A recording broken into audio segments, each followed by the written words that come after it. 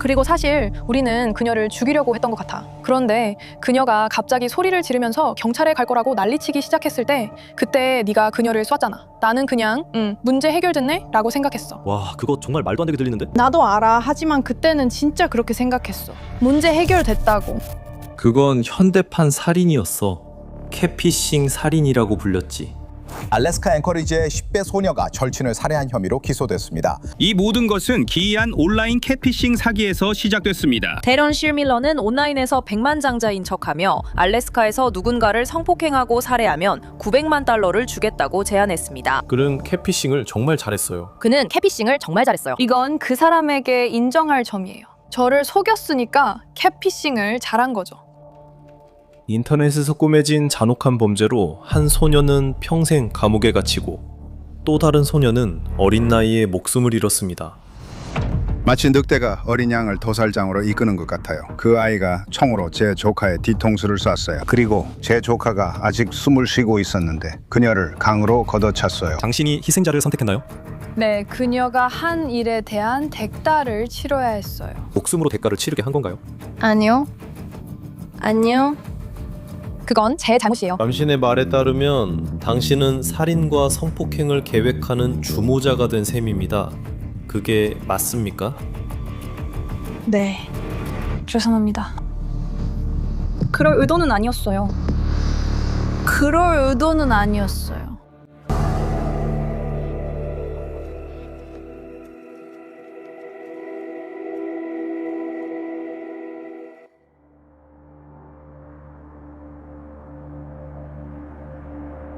알래스카 앵커리지, 바로 외곽입니다.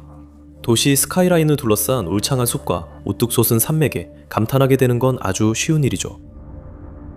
하지만 이 광활한 야생과 자연의 아름다움 속에는 끔찍한 범죄의 흔적이 숨겨져 있습니다. 그 범죄는 이 거친 풍경만큼 무자비했습니다.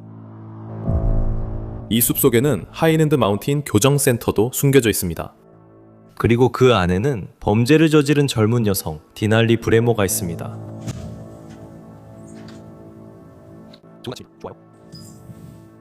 브레모는 온라인에서 만난 남성에게서 돈을 받겠다는 약속을 받고 자신의 친구인 신시아 호프만의 살인을 주도했습니다. 5년이 지난 지금 99년형을 복역 중인 데날리 브레모는 그 catfishing 살인 사건에 대해 이야기할 준비가 되었다고 말합니다. 이번이 첫 인터뷰인가요? 네, 그걸 듣거나 보지 못한 모든 분들께 일종의 사과를 하고 싶어요. 마음에 담아두지 말고 털어놓으세요. 양심의 짐을 덜고 싶었어요. 변호사뿐만 아니라 교도소 안에 다른 사람들도 하지 말라고 강하게 조언했지만 이제는 제 입장을 말할 때가 됐다고 생각했어요. 여러분은 모두 한쪽 이야기만 들으셨으니까 이제 제 이야기를 할 차례예요. 저는 이미 죄를 인정했고 이제는 제가 한 일에 대해 완전히 책임질 준비가 됐어요.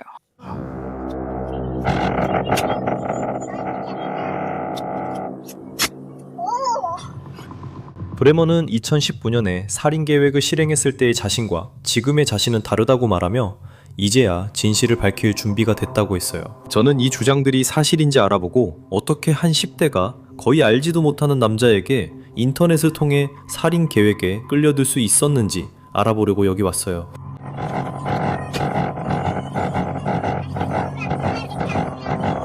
그때 저는 정신적으로 불안정했어요. 제가 마침내 술이나 약에 취하지 않고 맑은 정신이 되기까지 정말 많은 시간이 걸렸어요. 약물이나 그런 것들을 탓하는 건 아니지만 분명히 제 판단에 큰 영향을 미쳤어요. 듣기에는 약물이나 그런 것들을 좀 탓하는 것처럼 들리네요. 모든 걸 탓하는 건 아니에요. 제 판단과 행동은 제 책임이었어요. 그녀의 이야기는 어릴 적 다른 이름을 가졌던 소녀 시절의 폭력으로 시작됩니다. 디날리 브레머. 그게 태어날 때 받은 이름인가요? 아니요. 저는 7살쯤에 입양됐어요. 제 이름은 알렉산드리아 베이커였습니다. 그리고 왜 이름을 바꿨나요? 그 이름 때문이에요. 제가 친가정에서 분리된 건 그곳에서 끔찍한 살인이 있었기 때문이에요. 그래서 저에게 새로운 시작을 주기 위해 제 이름을 바꿔줬어요. 새 출발, 새로운 정체성인가요? 그랬으면 좋겠어요. 하지만 브레머가 입양 가정으로 구조된 것은 이미 입은 상처를 회복하기에는 너무 늦었을지도 모릅니다. 그녀는 어머니의 당시 남자친구가 자신의 어린 여동생을 살해하는 장면을 목격하기도 했습니다. 그들은 사실상 신생아였어요. 가브리엘은 울음을 멈추지 않았어요. 그리고 그녀의 쌍둥이 자매인 코리안도 울었죠. 그 남자는 그녀들을 조용히 시키려고 두 아이의 머리를 서로 부딪히고 코리안을 바닥에 내던졌어요. 코리안은 가까스로 살아남았어요. 하지만 가브리엘은 안타깝게도 그러지 못했죠. 그리고 사람들이 우리를 발견했을 때 우리는 피에 젖은 채 옷장 안에 숨어 있었어요. 본인도요? 저와 제 자매들이 그랬어요. 그때 몇 살이었어요? 그때 2살쯤이었어요. 10대 후반이 되었을 때 데날리 브레머는 상습 비행 청소년으로 자랐어요. 저는 메스암페타민이랑 코카인, 헤로인 같은 걸 하기 시작했어요. 당시에는 총을 합법적으로 소유하고 있었나요? 아니요, 17살에는 총을 합법적으로 소유할 수 없어요. 저는 마약을 하고 있었기 때문에 총을 들고 다녔어요. 또 마약을 거래하고 있었고 위험한 생활 방식이었죠. 그래서 혹시 몰라서 항상 총을 챙겼어요. 그럼 마약도 거래한 거네요. 네, 왜 그렇게 말했는지 모르겠어요. 저는 마약 거래만 한 게 아니라 몸도 팔았어요. 돈을 벌기 위해서였고 그런 사람들과 어울리다 보면 스스로를 보호해야 해요. 그러니까 마약을 하고 마약을 거래하고 성매매도 했다는 거군요. 네. 돈을 벌기 위해서요. 솔직히 부끄럽지 않아요. 누가 약을 과다 복용해도 딜러 책임이 아니고 제가 먹으라고 한 것도 아니에요. 브레머는 18살 때 성폭행을 당해 임신했고 그 일로 큰 충격을 받았다고 말합니다. 하지만 여자아이를 출산한 지 몇 주 만에 그녀는 다시 온라인에서 성매매를 하며 위험을 무릅썼습니다. 그리고 그때 당신은 온라인에서 한 남자를 만납니다. 그는 자신을 타이너라고 부릅니다. 네. 처음엔 그의 이름이 헤이든이었지만 스냅챗을 줄 때는 타일러로 소개했어요. 그래서 의심스러웠지만 남자들이 진짜 이름을 안 밝히는 경우를 자주 봐서 이해했어요. 어느 순간부터 그가 돈을 주고 성적인 행동을 해달라고 요구하기 시작했나요? 우리는 데이팅 앱에서 만났고 현금 받고 이런 걸 해요 라고 했어요. 더 궁금하면 문자 달라고 했어요. 그러니까 그는 처음부터 제가 뭘 하는지 이미 알고 있었어요. 그게 제 수입원이었거든요. 그래서 그는 저한테 사진이나 영상 때문에 돈을 보냈어요. 네, 사진과 영상에 대해 돈을 준 거죠. 그때는 사진과 영상이었어요. 그리고 솔직히 그는 저에게 큰 돈을 줬어요. 그리고 요구가 점점 더 변태적으로 변해갔어요. 네, 그는 저한테 점점 더 많은 돈을 주려고 했어요. 그 사람이 점점 변태적인 걸 요구할 때 경고 신호로 느끼지 않았나요? 저도 그런 적 있었어요. 솔직히 많은 남자들이 이런 걸 요구한 적 있어요. 그러니까 그게 당신의 이전 경험에서 벗어난 건 아니네요. 제가 제공해 오던 것들이요. 그 사람이 진짜 사진을 사용하지 않았다고 생각해요. 아니요, 본인 명의 진짜 신용카드는 아니었어요. 요즘은 페이팔 계정만 있으면 다 쓸 수 있잖아요. 그 사람도 저에게 돈 보낼 때 페이팔을 썼어요. 그리고 그 사람이 자기 재산에 대해 터무니없는 주장도 했죠? 네. 그 모든 것에 대해서요. 그게 설득력 있어 보였나요? 처음에는 아니었어요. 그런데 제 페이팔에 점점 더 큰 금액이 들어오기 시작하니까 그게 좀 말이 되는 것 같기도 했어요. 그가 당신에게 사랑한다고 말하고 있어요. 그래요. 사실 두 사람은 서로 사랑에 빠졌다고 말하는 거예요. 나도 그 사람한테 그렇게 말했는데 근데 잘 모르겠어. 이제는 내가 정말 그걸 믿었는지 의심돼. 나는 그가 나한테 쉽게 돈을 가져다 주길 계속 바랬던 것 같아. 물론 타일러는 자신이 말한 그런 사람이 아니었어. 사실 그는 인디애나에 있는 조부모님의 지하실에 살고 있는 21살의 데런 실밀러였어. 하지만 데날리 브레머가 단순히 순진하고 아무것도 모르는 온라인 악영향의 피해자는 아니라는 것도 점점 분명해지고 있어. 사실 이 인터뷰 단계에서는 누가 포식자이고 누가 먹잇감이었는지 이 캐피싱 사건에서 그 경계가 명확하지 않아.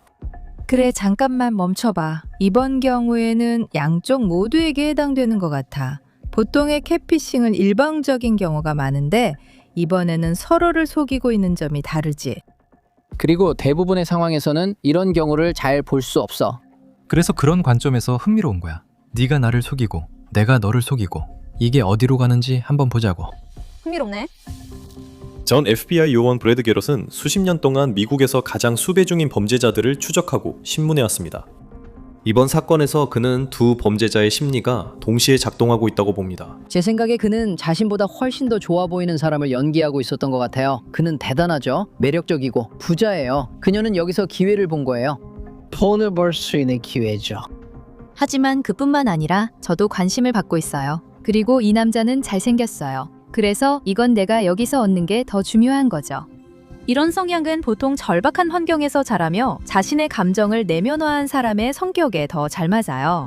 그리고 이제는 결과가 어떻게 되든 내가 원하는 것을 얻기 위해 모든 걸 통제하려는 거예요. 그녀는 이제 그에게 관심을 받고 있고 어쩌면 그에게 끌릴 수도 있지만 그럼에도 불구하고 그를 이용하고 있어요. 하지만 그녀는 그를 이용하고 있어요.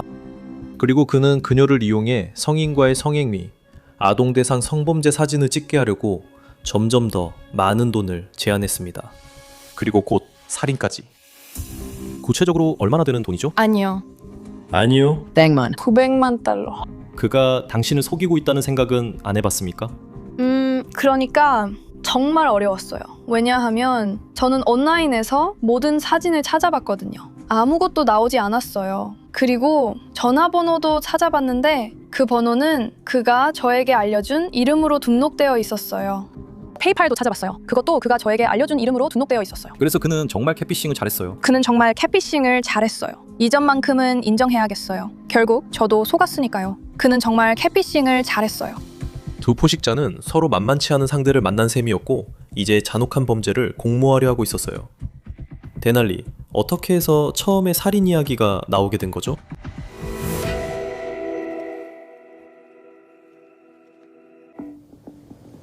비극적인 일도 있었지만 그래도 다른 데서 살 생각은 없어요. 저는 돈 3천이에요. 신시아의 아버지인 팀은 제 형제입니다. 그녀는 매우 똑똑하고 밝고 활기찬 젊은 아가씨였어요. 그녀는 삶을 사랑했죠. 그녀는 음악도 좋아했고 쇼핑도 좋아했어요. 그냥 또래 아이들이 좋아하는 평범한 것들이었죠. 그녀는 막 고등학교를 졸업했어요. 지역 식당에서 일했고 아주 잘하고 있었죠. 신시아 호프만은 전혀 모른 채 평온하게 지내고 있었습니다. 그녀가 가장 친한 친구라고 생각했던 18세 소녀가 신시아 호프만을 살인 음모의 표적으로 삼았던 것입니다.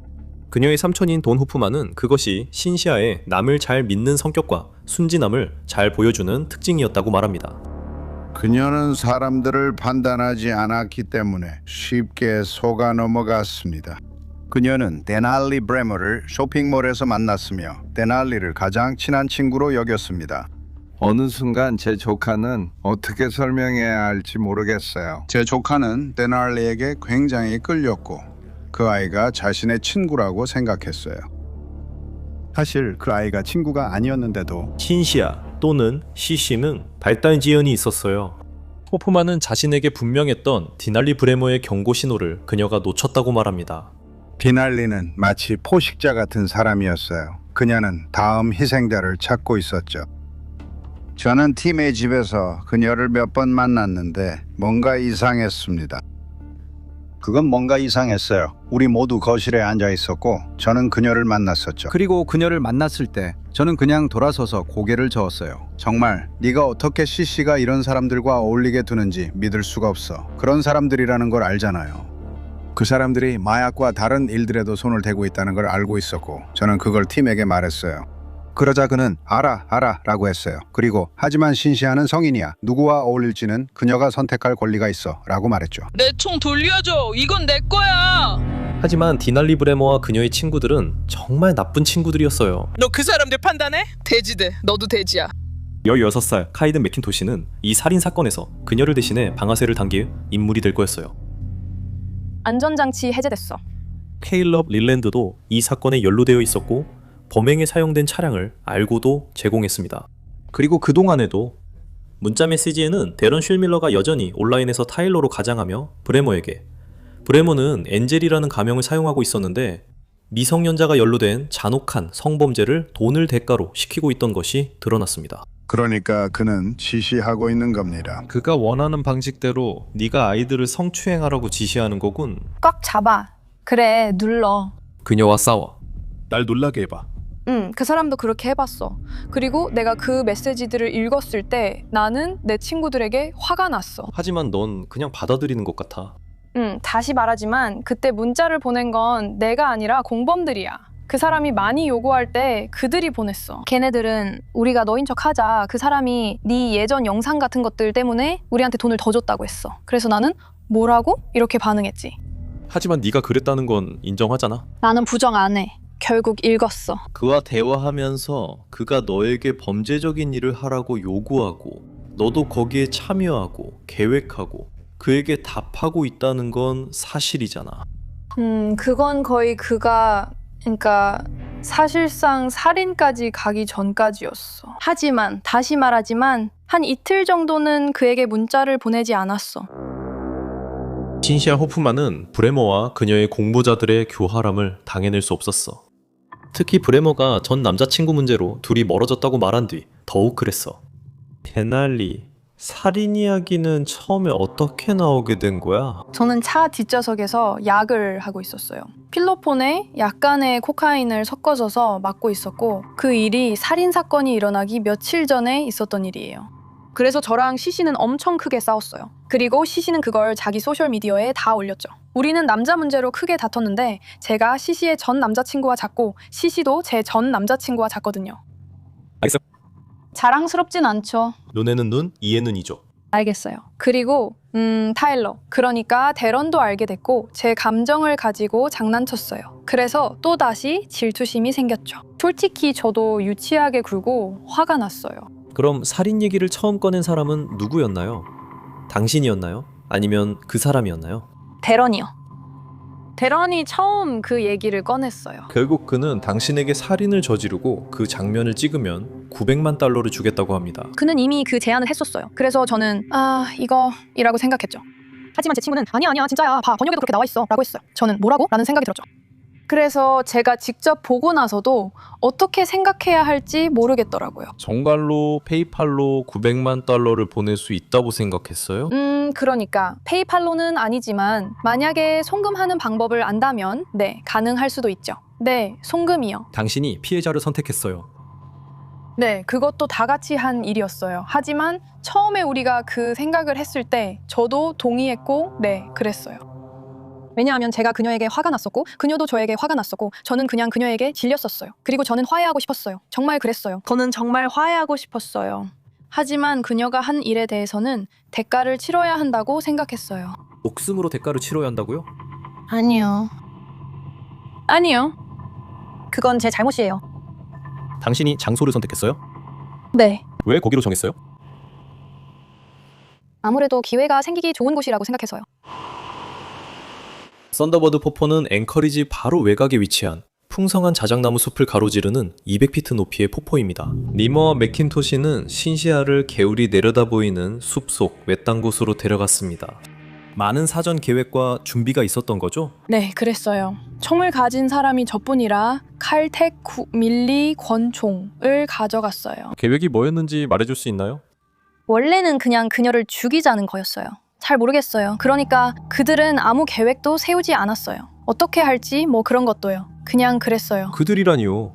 당신이 중심이었잖아요. 정말 중심에 있었던 건 아니지만 네, 뭐 우리 모두가 어떻게 할지 고민하고 있었던 것 같아요. 하지만 저는 그들이 농담하는 줄 알았어요. 농담하는 거예요? 아니에요. 진심이었어요? 아니에요.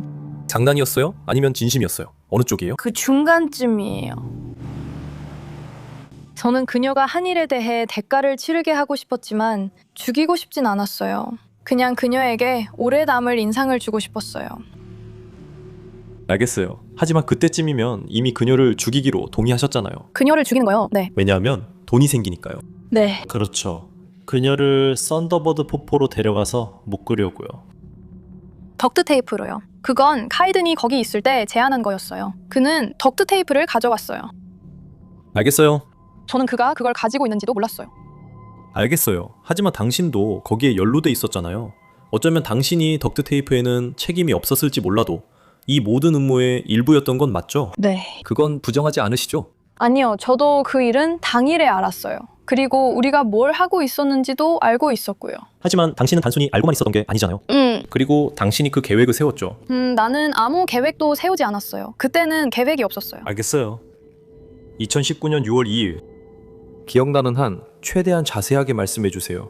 그날 밤에 무슨 일이 있었는지 말해주세요. 신시아에게 하이킹을 간다고 말했죠?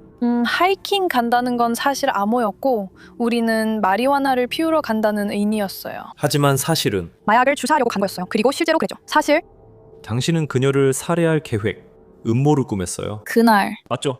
우리가 어떻게 할지 몰랐던 게 이해가 안 돼요. 그곳에 들어가면 저는 그 장소를 본 적이 있어요. 정말 아름다운 곳이에요. 그 길로 들어가면 총을 들고 있어요. 네, 제 허리춤 홀스터에 있었어요. 그게 제 것이란 건 인정하지만 제가 쏜 건 아닙니다. 제가 그녀를 쏜 사람이 아니에요. 실제로 모든 걸 실행한 사람도 아니에요. 저는 단지 그럴 수단을 가지고 있었던 사람일 뿐이에요. 브레머와 맥킨토시는 신시아를 개울가로 데려가 덕트 테이프로 묶고 입을 막았어요. 이후 정확히 무슨 일이 있었는지 아는 살아있는 사람은 그 2명뿐입니다. 그리고 그녀가 갑자기 겁에 질리기 시작했어요. 그때 그녀가 경찰에 갈 거라고 말했죠. 이렇게 할 거라고, 우리를 신고할 거라고, 그를 곤란하게 만들고 우리도 곤란하게 만들 거라고 했어요. 그래서 우리 둘 다 당황했어요. 그리고 난 체포될 수 없어. 차에 마약이 많아. 라고 생각했어요. 그래서 저는 마약 혐의나 납치, 폭행으로 감옥에 가고 싶지 않았어요. 왜냐하면 그녀는 테이프 자국이 남아 있었거든요. 그래서 그녀가 우리를 폭행과 납치로 신고할 거라고 생각했어요. 저는 알겠어, 이라고 생각했어요. 그가 제 홀스터에서 총을 꺼내 그녀의 등을 쐈어요. 저는 그렇게 침착한 남자는 처음 봅니다. 누군가의 뒤로 다가가 뒤통수를 쏘다니요. 그렇죠. 한 방에? 한 방에. 그게 다였어요? 뒷머리, 처형식으로. 그녀가 고통스러워하는 걸 지켜봤죠? 네, 봤어요. 저도 봤고 그도 봤고 우리 모두 봤어요. 마음을 바꿀 기회가 많았죠. 그녀는 도움을 청하려 휴대폰에 손을 뻗었어요. 아니요, 그녀는 휴대폰을 가지고 있지 않았어요. 카이든이 가져갔거든요. 맞아요. 당신은 9mm 권총을 집어들었어요. 처음에는 그랬지만 곧 멈췄어요. 그리고 이건 바보 같은 짓이야 라고 생각했죠. 하지만 그녀가 아직 우리를 위협하지 않았기 때문에 실제로 아무 행동도 하지 않았어요. 그녀는 그냥 강가로 가더니 우리를 위협하기 시작했고 목청껏 소리 지르고 비명을 질렀어요. 그리고 당신은 피해를 통제하는 방법이 계획을 실행해서 살인을 저지르는 것이라고 생각했나요? 저는 그냥 따라갔어요. 문제는 해결됐으니까요. 그렇죠? 그리고 저는 그거 정말 그럴듯하게 들리네요. 저 정말 냉정하죠. 지금은 아니에요. 그때는 너무 지쳐 있었고 하지 말았어야 했어요. 하지만 당시에는 문제만 해결되면 된다고 생각했어요. 그가 그녀의 머리에 그걸 겨누는 걸 봤나요? 그가 총을 그녀 머리 뒤에 겨눴을 때 당신은 무엇을 했나요? 쳐다보고 있었나요? 쳐다보고 있었어요. 저는 아무 말도 안 했어요. 그냥 아마도 지켜봤던 것 같아요. 그를 막으려고 하지 않았나요? 글쎄요. 잘 모르겠어요. 시간은 있었지만 소리치진 않았어요. 그가 그녀를 강에 밀어넣는 걸 봤나요? 총성이 난 후 그녀가 경련하는 걸 봤나요? 보고 싶지 않았지만 그녀는 전혀 움직이지 않았어요. 그 순간에 당신이 문제아에서 10대 살인자가 되었다는 생각이 들었나요? 우리가 차를 타고 돌아오는 길에 딱 그 순간에는 아니었어요. 오직 여기서 벗어나야겠다는 생각뿐이었어요. 여기서 벗어나야겠다. 가야겠다.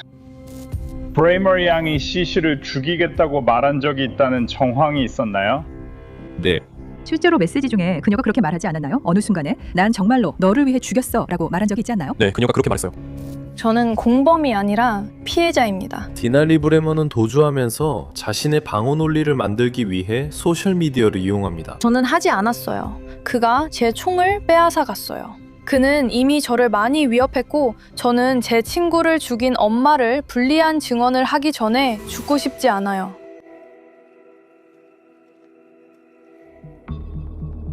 (18살) 디날리 브레머는 친구를 깊은 숲속으로 데려가 살해하기로 공모했습니다. 그 대가로 온라인에서만 타일러라는 이름으로 알고 있던 남자가 제안한 $900만 받기로 했습니다. 처음으로 그녀는 그 범죄와 은폐에 대해 공개적으로 이야기하고 있습니다. 제가 다시 돌아섰을 때 그녀는 탁 트인 곳에 있었고 그의 손은 선명한 붉은 피로 뒤덮여 있었습니다. 그리고 그는 제 손을 잡고 우리는 달려서 그 길로 갔어요.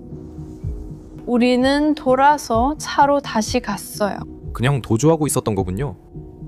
맞아요. 우리는 그냥 떠났고 아직 아무도 총소리를 듣지 못한 게 놀라워요. 당신은 범죄 현장에서 도망치고 있는 거군요. 네, 우리는 범죄 현장에서 도망치고 있어요. 그래서 저는 차로 가서 운전석에 탔어요. 너 울고 있어?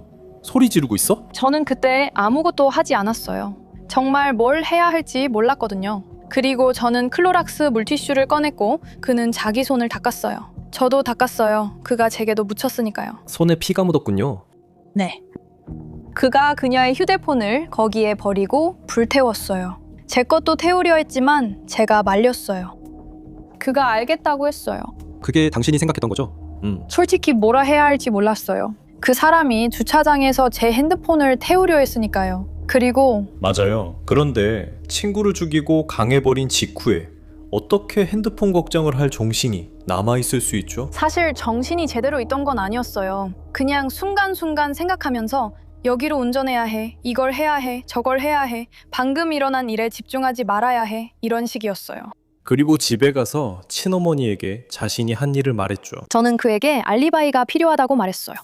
무슨 일이 있었냐고 묻는 분들께 말씀드리자면 저는 그녀를 쏘지 않았어요. 며칠 뒤 브레머는 범행의 책임을 부인하는 정신나간 메시지들을 여러 번 올렸어요. 저는 하지 않았어요. 정말이에요. 총으로 위협당해 어쩔 수 없었고 아이들을 위해 뭐든 하라고 강요받았어요. 심지어 자신이 피해자라고도 주장했어요. 방금 들었는데 카이든 브라이언 매킨토시, 그러니까 제 눈앞에서 제 가장 친한 친구를 쏜 그 사람이 보석으로 풀려났대요. 제가 연루됐다고 말하는 사람들도 있지만 솔직히 좀 무서워요. 왜냐면 총이 있으니까요. 엄마가 총 있는 거 알지만요. 그리고 저는 친구를 죽인 사람에 대해 증언하기 전에 죽고 싶지 않아요. 여러분은 저를 가짜라 하거나 그 일에 연루됐다거나 그녀를 이용했다거나 그 사람이 제 남자친구였다거나 제가 다른 사람과 사귄다고 말해요. 어느 시점에 브레머 양이 다른 사람과 함께 당신 집에 와서 어떤 정보를 알려준 적이 있나요? 네, 그랬어요. 그들이 친구 한 명 시시라는 젊은 여성과 함께 썬더버드 폭포에 갔었고 케이든이 시시의 머리를 쏘고 그녀의 시신을 플루토 강에 밀어넣었다고 들었어요. 딸에게 알리바이를 제공하는 대신 브레머의 어머니는 경찰에 신고했습니다. 결국 경찰에 신고하셨네요? 저는 다음 날에 경찰에 신고했어요. 그리고 왜 바로 신고하지 않고 다음 날까지 기다리셨나요? 솔직히 저는 그 사람들이 저를 놀리는 줄 알았어요. 전부 농담이거나 아니면 제 딸에게 얼마나 충실한지 시험하려는 테스트라고 생각했어요. 다음 날 뉴스 보도를 보고 나서 제가 가진 정보를 양심상 숨길 수 없다는 걸 알게 됐어요. 브레머는 곧바로 체포됐습니다. 그리고 경찰 조사 결과 브레머가 이 계획의 주모자였고 케이든 매킨토시에게 방아쇠를 당기라고 지시한 것으로 드러났습니다. 이제 5년이 지난 지금 저에게 책임질 준비가 되었다고 말한 그 젊은 여성은 다시 자신의 이야기를 바꾸며 다른 사람에게 책임을 돌리고 있습니다. 당신은 경찰에게 이렇게 말했습니다. 그 총은 당신 거라고요. 그 총은 제 거였어요. 맞아요. 제가 한 건 아닌 것 같아요. 제가 그에게 시킨 건 아니에요. 당신이 신시아의 처형을 명령했어요. 아니요, 저는 그에게 시킨 적 없어요. 저희는 당황했어요. 당신이 그에게 총을 주고 그녀를 쏘라고 지시하지 않았나요? 아니요. 왜 그렇게 말했냐고요? 처음엔 카이든을 지키려고 그랬어요. 기록을 읽으며 오히려 반대로 들리네요. 처음에는 그를 지목하고 있었으니까요. 그가 그녀를 쏜 건 맞아요. 그리고 당신은 방아쇠를 당길 수 없어서 그에게 그렇게 하라고 명령했다고 인정했죠. 아니요, 저는 그에게 그렇게 하라고 한 적 없어요. 당신이 경찰에게 그녀를 쏘라고 명령했다고 자백한 후에 지금은 당신이 주모자였던 것처럼 들리네요. 지금은 책임을 줄이기 위해 말을 바꾸고 다른 사람들에게 책임을 돌리는 것처럼 들립니다. 그렇게 들려요. 저는 완전히 그렇게 하려는 건 아니에요. 그냥 지금 진짜로 일어난 일을 말하고 있는 거예요. 심지어 인터뷰실에서도 제 인터뷰를 들어보면 어떤 남자가 저를 유도하고 있었어요. 그냥 네가 한 거야. 네가 한 거야. 네가 이랬지. 네가 이랬지. 그리고 알다시피 그렇게 말하니까 저는 내가 그랬나 보네. 네, 제가 그랬어요. 라고 생각했어요. 그리고 지금은 이것이 거짓 자백, 강요된 자백이었다고 주장하는 건가요? 일부 세부 사항에 대해서는 네. 그게 어때서요? 그건 세부 사항이 아니에요. 그건 1급 살인의 정의입니다. 만약에 미리 계획하고 사건을 준비했다면요. 저희가 미리 계획했어요. 그리고 준비도 했고요. 그리고 신시아 호프만의 처형을 명령했죠. 그러니까 저희가 미리 계획했어요. 그 얘기도 했고요. 그리고 결국 계획을 세웠죠. 멍청한 방식으로요. 하지만 제가 그에게 그녀를 쏘라고 명령한 적은 없어요. 그게 바로 그 사람들이랑 저 자신이 잘못 이해한 한 가지예요. 죄송해요. 일부러 그런 건 아니었어요. 일부러 그런 건 아니었어요. 제 머릿속에서는, 제 입장에서는 제가 실제로 방아쇠를 당긴 건 아니라고 생각해요. 저는 그냥 촉매제였을 뿐이에요. 제가 바로 그 존재였어요. 그래도 그게 당신을 덜한 살인자로 만든다고 생각하시나요? 아니요, 그렇다고 제가 덜한 살인자는 아니에요. 단지 직접 누군가를 죽이지 않았다는 점이 제 양심에 약간 위안이 될 뿐이에요. 그러니까 저는 직접적으로 사람의 생명을 앗아간 건 아니에요. 저는 단지 그 일이 일어나게 만든 계기였고 그게 제 짐이에요. 그녀가 죽은 건 제 탓이니까요. 그건 제 책임이에요. 그건 제 잘못이에요. 당신이 책임을 진다고 하셨죠? 그녀가 죽었으니까요. 그런데 또 이렇게 말씀하시네요. 제가 그녀를 쏜 건 아니에요. 잘 모르겠어요. 사람들이 항상 저한테 네가 누군가를 쐈잖아 라고 할 때마다 뭔가 마음이 이상해져요. 아니, 저는 쏘지 않았어요. 모두가 항상 와서 그렇게 말하려고 하지만 저는 실제로 그녀를 쏜 적이 없어요. 그래도 네가 그녀를 살해하긴 했잖아. 응. 그럼 뭐가 다른데? 나도 모르겠어. 아마도 실제로 누군가에게 그런 행동을 직접 하는 것과 그 일이 일어나게 만든 쪽에는 큰 차이가 있는 것 같아. 그 일이 일어나게 만드는 거랑은 또 다르지. 잘 모르겠어. 내 생각엔 실제로 누군가를 쏘는 것과 그걸 할 의지가 있는 건 분명히 차이가 있어. 왜냐면 나는 그걸 할 의지가 없었으니까. 하지만 그는 그럴 의지가 있었어. 그리고 너 자신이 누군가를 죽일 의지가 있었다는 걸 알게 되는 거지. 그래. 데날리, 네가 겪었던 그런 학대를 당한 힘든 10대 소녀에게 당연히 동정심이 있어. 하지만 네 범죄는 너무나도 잔인하고 타락했으며 계획적이어서 그 어떤 것도 정말로 설명할 수 없고 변명할 수도 없어. 네 생각도 그래? 네. 정말로? 변명의 여지가 없어. 설명조차 없어. 아니, 사실은 아니야. 이건 알다시피 많은 심각한 청소년 범죄처럼 충동적으로 저지른 범죄가 아니야. 네 범죄는 미리 계획되고 치밀하게 준비된 거였어.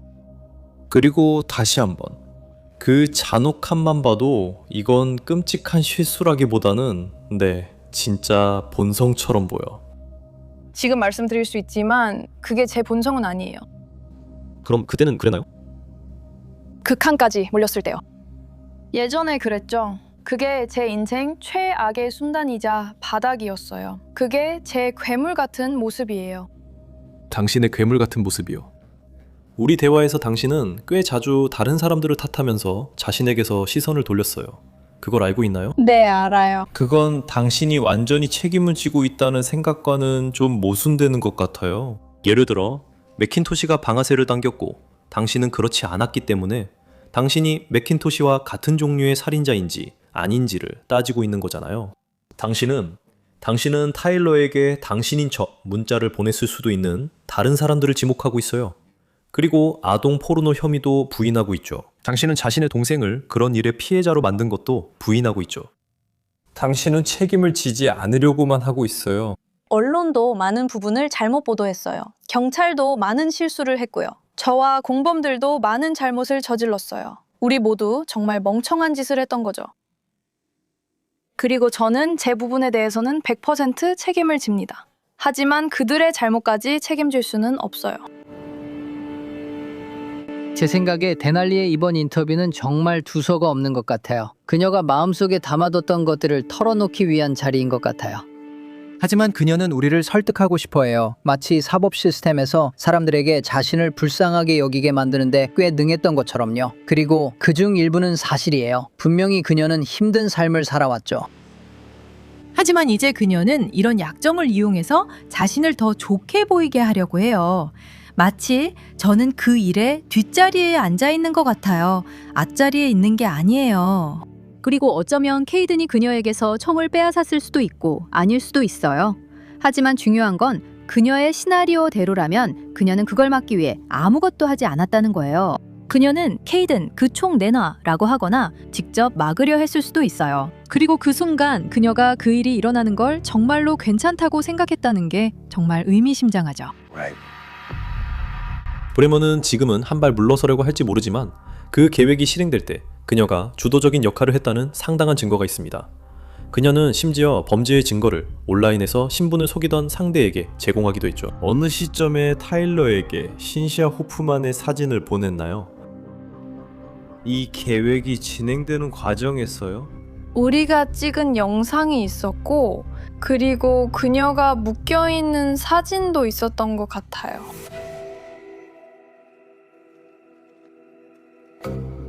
데날리 브레머는 온라인에서 만난 남자가 그녀에게 10대 친구를 살해하면 수백만 달러를 주겠다고 약속하자 그 제안을 받아들였고, 그 거래는 사진 증거를 전제로 했습니다. 그리고 브레머는 그 증거를 제공했습니다. 어느 시점에 타일러에게 신시아 호프만의 사진을 보냈나요? 이 계획이 진행되는 과정에서요? 영상이 있었어요.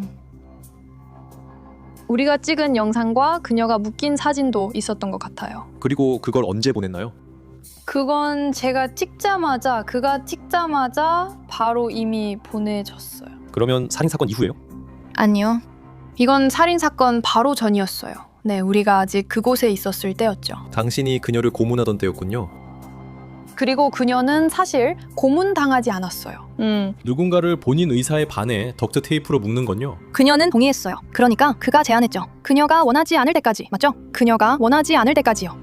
결국 브레머는 그녀의 캐피싱 공범인 데런 실밀러에게서 아무런 대가도 받지 못했습니다. 데런 실밀러 역시 알래스카주에서 99년형을 선고받았습니다. 쉐밀러와 브레머는 아동 포르노 혐의로 연방에서 동시에 30년형을 복역 중이기도 합니다.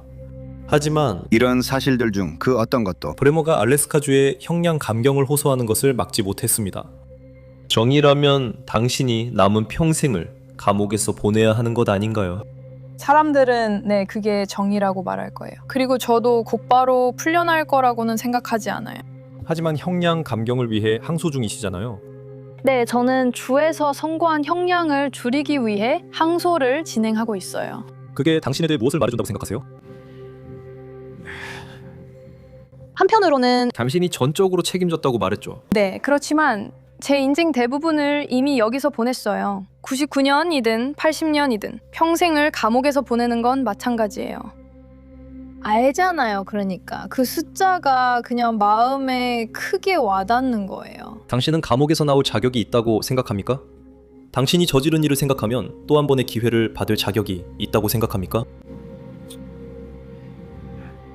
저는 모든 사람이 두 번째 기회를 받을 자격이 있다고 생각해요. 만약 그들이 진심으로 준비된다면요. 그때쯤이면 준비될 거라 알아요. 지금은 아니에요. 내일 당장 나가게 해달라는 게 아니에요.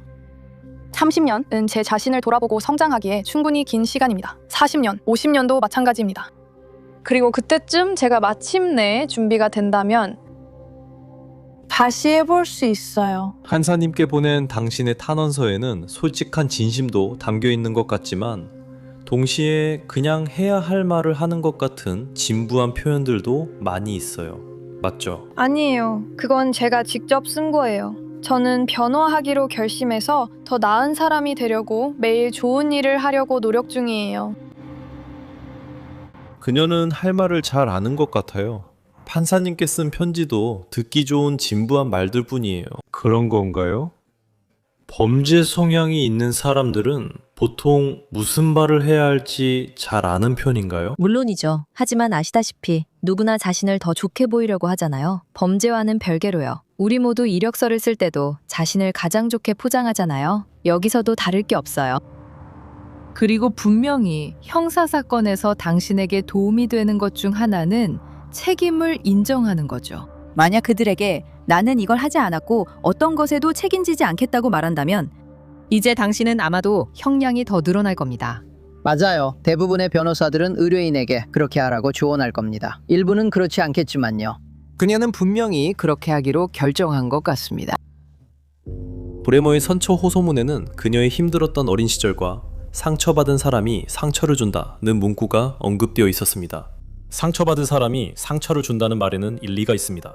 네. 하지만 대부분의 상처받은 사람들은 당신처럼 악랄한 범죄를 저지르지 않는다는 걸 알아야 합니다. 아니요. 그렇죠. 저는 당신 여동생 말이 맞다고 생각해요. 우리 모두 정말 힘든 삶을 살았잖아요. 저는 그녀가 잘못된 사람들과 길을 선택했고 이제 그 대가를 치르고 있다고 느껴요. 잠깐만요. 어떤 여동생이요? 브레나요. 브레나가 그렇게 말했어요? 네. 그러니까 저는 제 여동생들을 잘 몰라요. 잘 모르겠어요. 브레나, 레베카 아니면 코트니. 네. 하지만 중요한 건 심지어 당신과 같은 초기 트라우마를 겪은 친형제 자매조차도 그렇다는 거예요. 네. 심지어 그들조차도 당신에 대해 내린 결론은 당신이 이걸 선택했다는 거예요. 당신이 나쁜 선택을 했다는 거죠. 저는 당신이 태어날 때부터 나빴다고는 믿지 않아요. 당신은 어떻게 생각해요? 아무도 태어날 때부터 악하지 않아요. 그러니까 당신이 나쁜 길을 선택한 거군요. 그래요. 그건 선택이에요. 어떻게 설명하실 건가요, 디날리? 제 잘못이죠.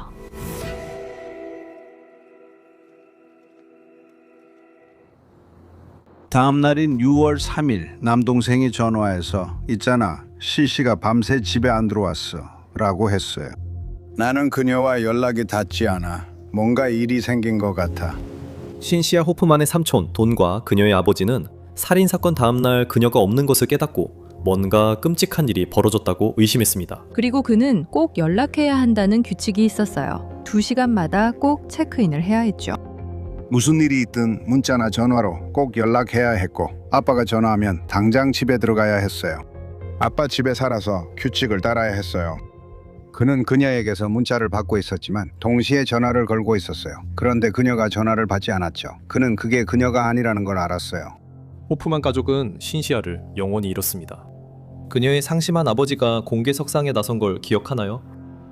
저는 그분이 뭐라고 말씀하시는지 정말로 집중하지 않으려고 했어요. 왜냐하면 다시 말하지만 5년 전에 저는 지금의 저와 같지 않으니까요. 5년 전 그분이 처음 그랬을 때 저는 화와 분노를 느꼈고 동정심도 없었어요. 그리고 2년 전에 저는 정말 큰 변화를 겪었고 그게 오늘 당신 앞에 앉아있는 저를 만들었어요. 저는 그곳에서 치료 프로그램을 받았어요. 그리고 한 연사가 이야기할 때 그는 제가 오랫동안 느끼지 못했던, 정말 오랫동안 깊이 묻어두었던 감정, 바로 공감이라는 감정과 연결되었어요. 지금 생각하면 끔찍하게 들릴 수도 있지만 2년 전 저는 제 인생에서 처음으로 훨씬 더 깊고 친밀한 수준에서 공감이라는 감정과 연결될 수 있었어요. 그리고 그걸 정말로 느꼈어요. 그 사람이 그냥 그게 너라면 어땠을 것 같아? 라고만 말했어요. 네. 그게 전부였나요?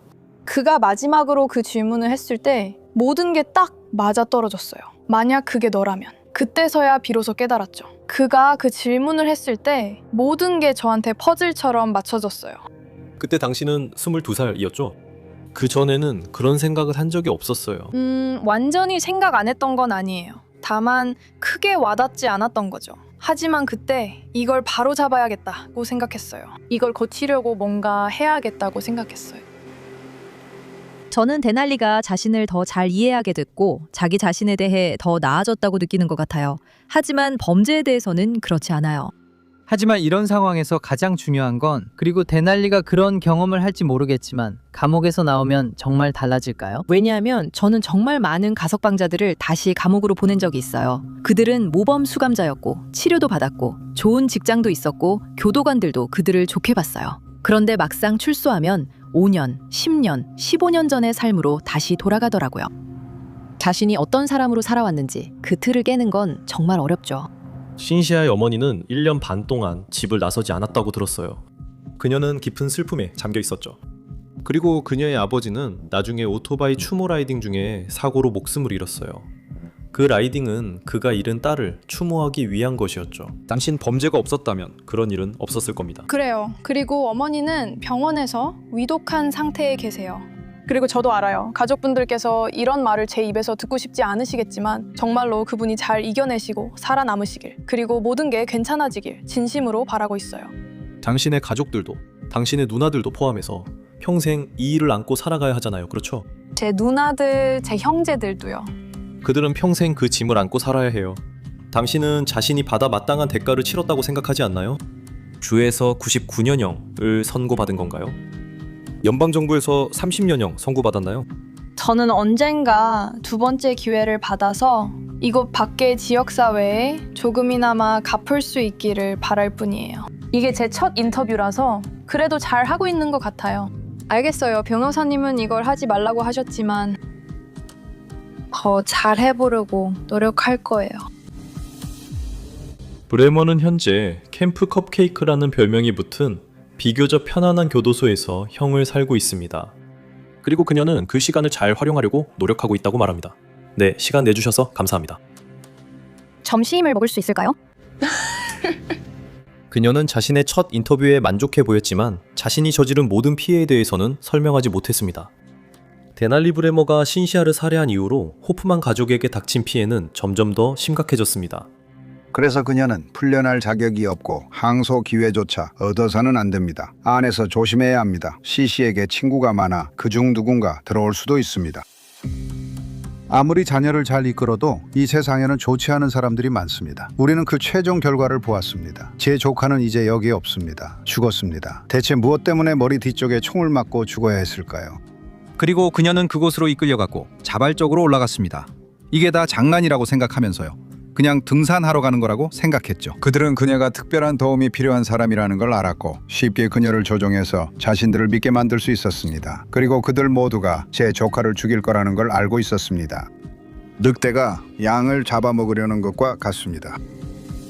제 생각에 그녀는 양심이 없는 것 같습니다. 제 생각에 그녀는 악한 사람입니다. 그녀는 아무렇지 않게 제 조카를 살해했습니다. 빠져나갈 수만 있었다면 분명 빠져나갔을 겁니다.